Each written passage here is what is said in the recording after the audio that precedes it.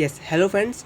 आए हम करने वाले हैं द एरिया ऑफ सर्कमफ्रेंस। ये एक क्वेश्चन है, पर थोड़ा इसमें अगर आप देखोगे तो ये क्वेश्चन तो ठीक है, पर हाँ जो ये वैल्यू दे रखी है आपको एरिया ऑफ सर्कमफ्रेंस, ये क्वेश्चन पूछा है हमारी व्यूअर ने रिले सिंह ने। ठीक है, देखो भाई आपका ये क्वेश्चन है, इस तरह के जो प्रूफ किए जाते हैं ट्रिग्नोमेट्रिक फंक्शन की यूज से, वो आते हैं ब्रांच ऑफ कैलकुलस में। ठीक है, कौन सा ट्रिग्नोमेट्रिक फंक्शन से आप कह रहे थे? ठीक है, वो आते हैं द ब्रांच ऑफ कैलकुलस में। ठीक है, देखो आपने लिखा था एरिया ऑफ सर्कमफ्रेंस। देखो सर्कमफ्रेंस एक यूनिट है पैरामीटर की। ठीक है, ये क्या पैरामीटर की होती है, जो एरिया होता है वो होती है सर्कल की।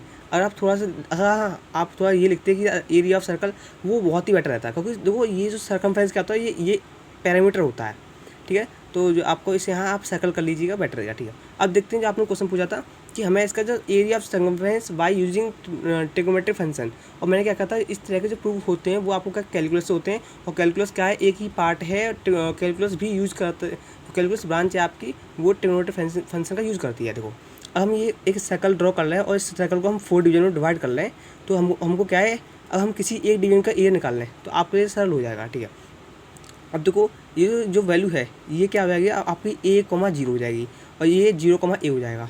ये क्या है, एक रेडियस मान लिया। ठीक है, पर आप सोच रहे होंगे ये वैल्यू आई कैसे? देखो कुछ नहीं है, यहाँ हमने क्या किया, कॉस 0 और साइन 0 लगाया, क्योंकि देखो कॉस 0 ये वैल्यू, ये कॉस और साइन के ही फंक्शन होते हैं।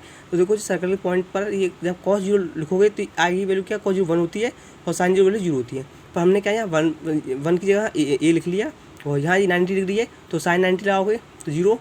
ठीक है, और कॉस 90 साइन कॉस 90 लगाओ 0 और साइन 90 1, तो 0,8। ठीक है, अगर हम इसमें से छोटा डिवीजन निकाल लें इसका, और डिवीजन को हम दे दें dx नाम का, क्योंकि ये क्या है, x डिस्टेंस है और ये y डिस्टेंस है। ठीक है, तो आप देखोगे कि इसमें जो वैल्यू है आपको हमें मिल जाएगी, इंटीग्रेशन करके निकालते हैं इस तरह के क्वेश्चन को, ये हो जाएगा y dx। अभी जो लिमिट लगी वो किसी 0 से लेकर 1 तक लिमिट लगी, मतलब 0 से लेकर 1 तक लिमिट लगी, और जो आपका जो है ये कौन सा पार्ट है, 1 2 3 4 फोर्थ पार्ट है। ठीक है, अब आप देखोगे जो ये y का रेस्पेक्ट dx कर रहे हैं। ठीक है, अब देखो आप इसमें हम y को चेंज कर सकते हैं। अब क्लास 11th में कोने सेक्शन में एक चैप्टर है, उसमें सिखाया जाएगा कि जो ये सर्कल होता है उसके पॉइंट पर अगर कोई एक्स वाई कॉमा पॉइंट है और डिस्टेंस आर है, तो जो इसकी जो डिस्टेंस होती है वो उसका फॉर्मूला होता है X square plus Y square equals to R square. हमने यहाँ ए माना है तो आप यहाँ कर रही है X square plus Y square equals to A square. अब क्या है, ये वाई है, हम इसको रिलेट करेंगे वाई कर निकालने के लिए, तो वाई स्क्वायर वैल्यू आपको मिल जाएगी ए स्क्वायर माइनस एक्स स्क्वायर और अंडर रूट में। ठीक है, ये आ जाएगा।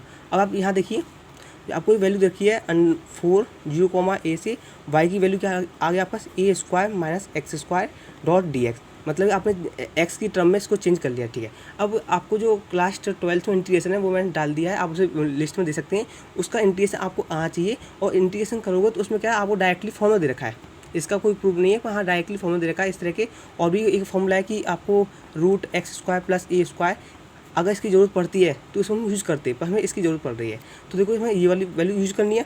तो आप 4 लगी, 0 से a तक लिमिट है, क्या है x/2 रूट में a square minus x square plus a square by 2 sine inverse x/a। ठीक है, ये हो गया। अब जब इसे आप वो लिमिट लाओगे तो ये 4 हो जाएगा।